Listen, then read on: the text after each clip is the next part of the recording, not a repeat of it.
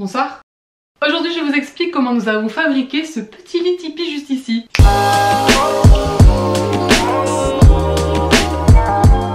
C'est un lit au sol qui ne servira pas tout de suite évidemment puisque nous comptons pratiquer le cododo, mais pour les tétés ou les petits jeux dans la journée, même si bien sûr on pourrait faire ça dans le salon ou dans notre propre chambre, ça sera quand même utile. Et puis on préfère le fabriquer maintenant qu'on a du temps que après, parce qu'on risque de plus en avoir beaucoup, ou du moins on aimera l'utiliser pour faire autre chose. Et puis si jamais quand le bu reprendra le travail et que les nuits sont un peu agitées dans notre chambre, et ben il pourra venir ici sur ce lit d'appoint. Si vous vous posez déjà plein de questions sur qu'est-ce que le cododo, pourquoi un lit au sol, c'est trop bizarre, cette meuf est chelou, enchantée, hein, je pense que vous n'avez pas vu mes autres vidéos dans ce cas là, mais ne vous en faites pas, une vidéo à ce sujet arrivera prochainement. En attendant, si vous voulez des infos immédiatement, je vous mets quelques liens en barre d'infos. Donc là c'est pour une chambre bébé enfant, mais ça pourrait tout à fait être adapté à une chambre d'ado, d'étudiant ou même de couple, hein. on pourrait le faire en très très grand, ce serait pas mal. Cette vidéo semble parler bébé, mais en fait c'est pour tout le monde, hein. Donc nous, les mesures de tout le lit, on les a basées sur le matelas qu'on avait déjà. Alors c'est le matelas de notre lit clac, enfin en tout cas une partie. Bien sûr quand l'enfant dormira définitivement dans sa chambre, à ce moment-là on investira dans un vrai bon matelas de qualité. En attendant ça fera bien l'affaire pour ce à quoi il va servir. Et ce qu'il y a, c'est qu'on aimait beaucoup les dimensions puisque c'est 80 par 200. Alors c'est très bizarre, c'est pas un truc conventionnel, mais du coup pour nous c'est hyper adapté pour cette chambre là parce que c'est pas trop large. On a quand même la place nous de pouvoir s'allonger avec bébé ou tout seul si besoin. Et pas de panique, on a vu qu'il existait des vrais bons matelas dans ces tailles là. Et les Draus 90 par 190 passent très bien, donc c'est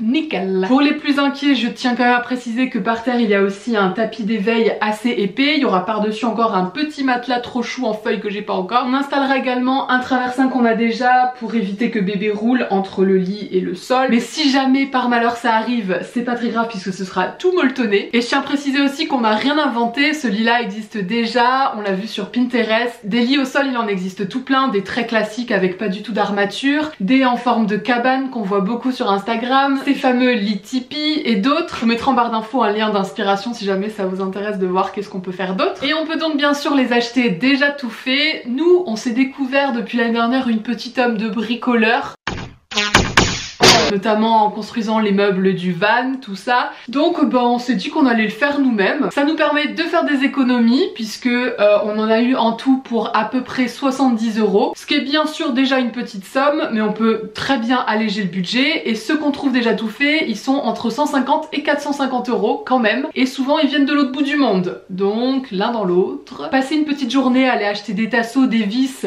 et l'après-midi à construire ça, c'est très rapide. Notre choix était vite fait. Et puis on pourra raconter à notre enfant plus tard que c'est nous qui avons créé tous ces meubles. Et ça, ce sera un peu la classe quand même. Sur ces belles paroles, je vais vous laisser avec des images de la construction pas à pas. Et puis j'espère que ça vous plaira. On commence bien sûr par la base du lit, sur laquelle reposeront les lattes. Pour cela, nous avons besoin de 3 tasseaux, 2 que l'on découpera à 202 cm et le dernier qu'on découpera en 2 x 80 cm. Il suffit ensuite de se rendre dans la pièce où on veut installer le lit et d'assembler les différents tasseaux entre eux. Faites bien attention dans quel sens vous les fixez, il faut que les 2 plus grands tasseaux soient fixés sur les 2 plus petits. Et on renforce le tout à l'intérieur avec des équerres. Pour faire un rebord à notre lit et caler les lattes, on a utilisé 2 grandes planches en bois qui venaient d'une grande palette qu'on a découpée à très exactement 208,7 cm.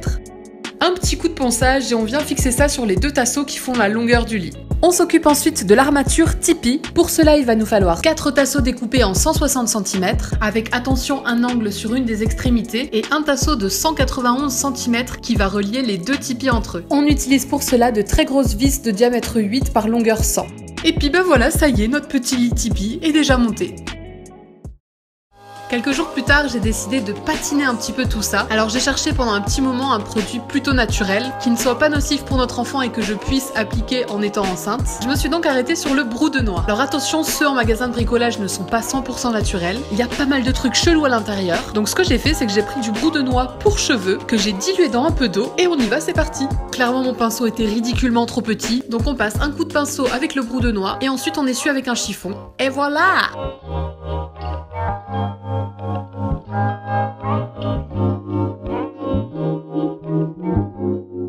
Comme je vous le disais en début de vidéo, il est bien sûr possible d'adapter la taille à ce que vous voulez en faire. Si vous voulez faire ça en plus petit pour un enfant, sur un matelas 120 par 160 par exemple, ou plus grand, plus large, etc. Tout est possible. Puis aussi ce qu'on trouvait super cool, c'est que quand il sera plus grand, on pourra carrément l'adapter, le surélever s'il faut, mettre des rangements en dessous, etc. etc. Donc ben c'est plutôt pratique, économique, puis c'est cool de faire ces trucs soi-même, oui. J'espère de tout cœur que cette vidéo aura pu aider ceux qui souhaitent se lancer. Elle aura peut-être aussi interloqué certains d'entre vous. N'hésitez pas, si jamais vous avez des questions, posez-moi tout ça en commentaire dans le calme et le respect, parce que je sais que les sujets enfants, tout ça, c'est un peu touchy. Ça peut rapidement partir en cacahuète entre les partisans de telle ou telle méthode d'éducation, tout ça. On y va mollo les gars, hein, merci. Je suis encore enceinte et je suis pas au terme, donc laissez-moi du mou, merci. En attendant, moi je vous fais plein de gros cœur sur vous et je vous dis à très bientôt pour une prochaine vidéo. Salut! Mouah.